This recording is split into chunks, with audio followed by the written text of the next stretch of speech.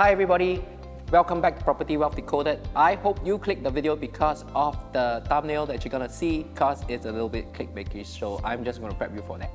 Hi everyone, I'm Harvey, a seasoned realtor, analyst and consultant who has spent the last 16 years studying the property market, making moves and investing myself as well. So today's topic is gonna be more lighthearted. If you have a property agent friend, chances are you have seen posts like these on their social media pages. And full disclosure, I'm guilty of them too, but does it mean anything to non-agents or clients? So that's the question we're gonna decode today. First of all, why are there so many awards? It's natural to assume that if something is in excess, that it must be worthless, right? But not all awards are created equal. So in our world of real estate, for agents, there are different agencies and there are different divisions. So for example, I'm in XYZ agency. On the XYZ agent level, there will be X number of agents and I'm ranked like top 100. So that's the agency level awards. But in an agency, there are also big divisions. So maybe in this division, there's 100 people. In this division, there's 1,000 people. And being 100 in a top 10 in 100, or being the top 100 in 100 agent division, I mean, everyone gets an award, right? But on the agency level, I think there's a bit more competitiveness to that. So we should give a little bit more of weightage to that. So how do you know that? I guess in the heading, they will put, let's say XYZ agency, right? And then there you have like XX advisory or XX division, and then they will put there as a ranking. I mean, just for your information. Then there is an industry and I would say industry standard, where there is SEAA, which is the Singapore Estate Agency Association, whereby agents will be awarded certain awards. Now, I'm just going to share a little bit more about SEAA awards. SEAA awards are self-participating, meaning you have to submit your application and you have to put up what you have done so far, and you need to put up the actual numbers, you need to put up the number of transactions that you have done for the year and how much you have received and things like that before you can qualify for a certain category. And on top of that, we would be required to put in testimonials from our clients showcasing that, that whatever we are saying, or maybe it's just good feedback and stuff like that. And then we get awarded the SEAA awards.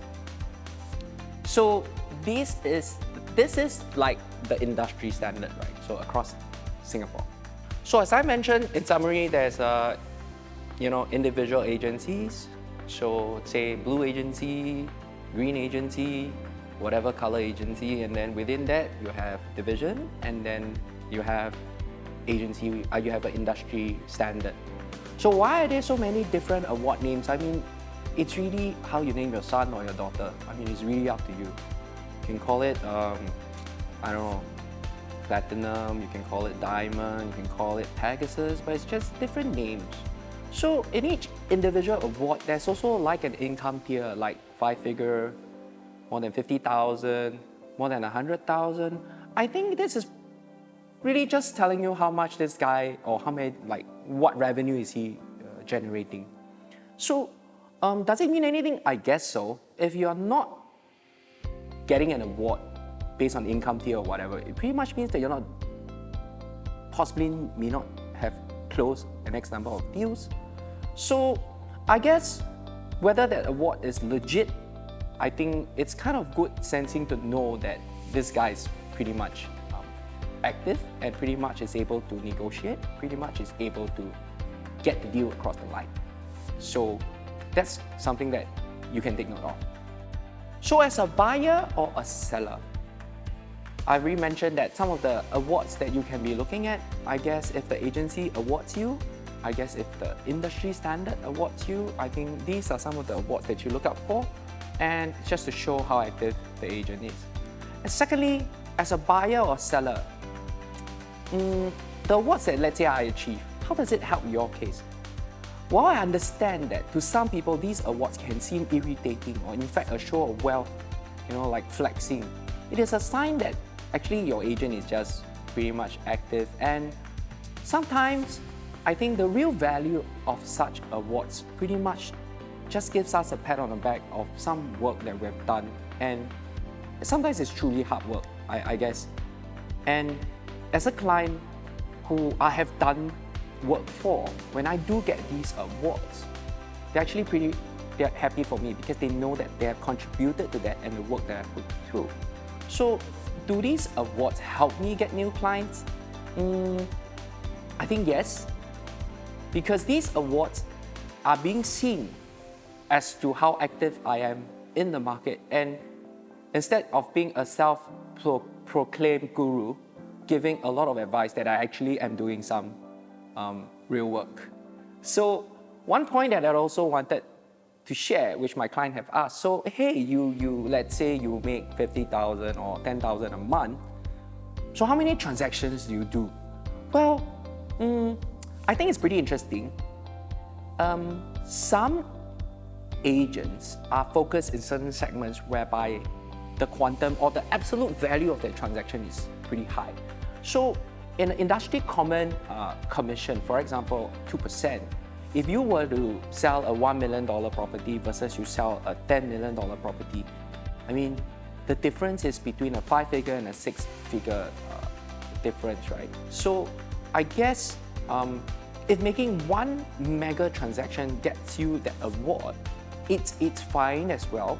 I think multiple transactions are fine as well, because sometimes rentals are like a few thousand and you need to like pile them all together before it gets you to a certain award tier.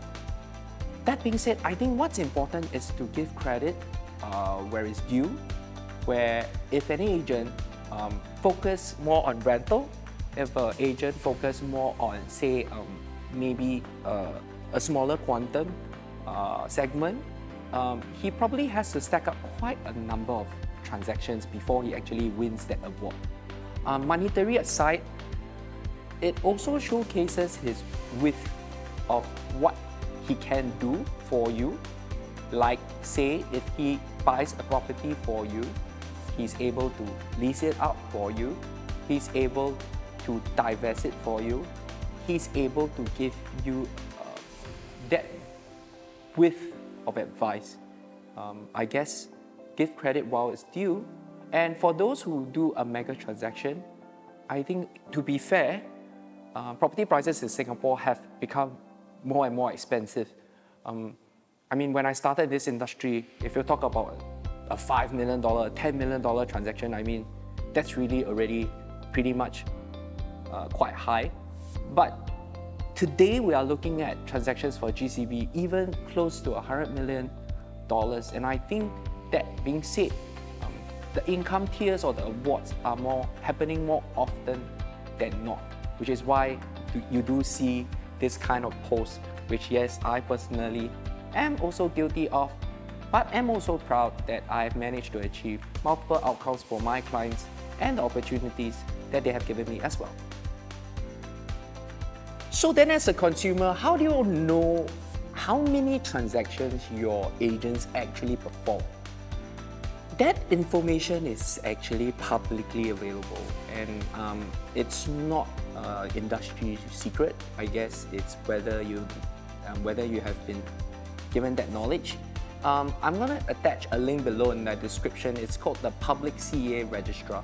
So if, let's say, I just use myself as an example, I'm not gonna talk about anyone else. I guess if you go in and you just punch my name or punch my mobile number, which I hope you save, you can see that I have a list of transactions that are performed in the past 2 years.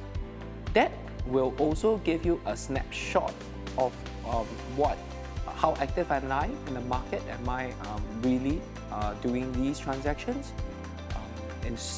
Instead of just talking about the market as an observer, I think a practitioner as a realtor, personally, I feel that I am able to do that, and I prefer you to also go around to check it out so that you have a bit more understanding of your agent as well, and also can give them a pat on the back if they have done quite a number of transactions, because after all, it is as challenging to do a deal as you are to buy your property as well. I must say this on behalf of my industry friends that regardless, every year, every market, it's been challenging. We've seen so many changes in rules, measures, and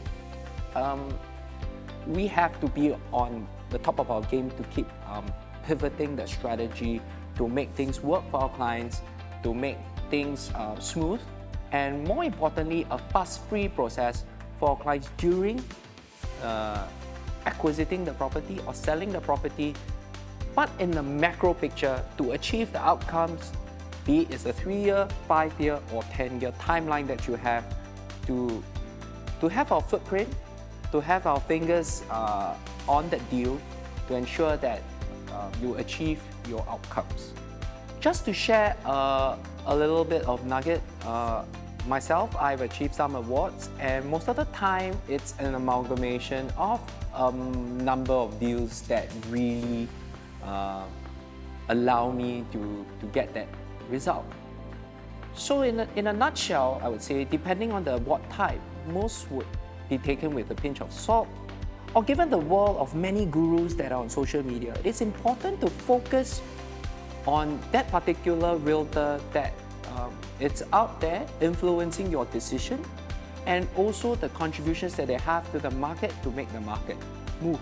So I guess awards give clients an opportunity to have a little bit more insight to that person that you have not met or is listening into, to have a bit of insight, to have a bit of feel before you actually go ahead to contact that person.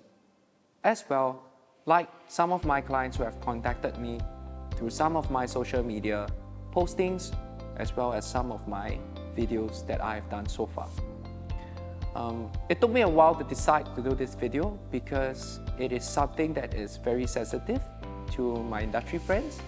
But at the same time, I do feel that it is only right that consumers understand what these awards mean to you as a consumer, because you'll be thinking, what's in it for me? I mean, this guy, he's saying that he earns all this money, it's not mine, right? For every cent that we put out there, there's a lot of hard work. It's becoming more and more expensive to do marketing. And it's more expensive to even post listings on Property Guru.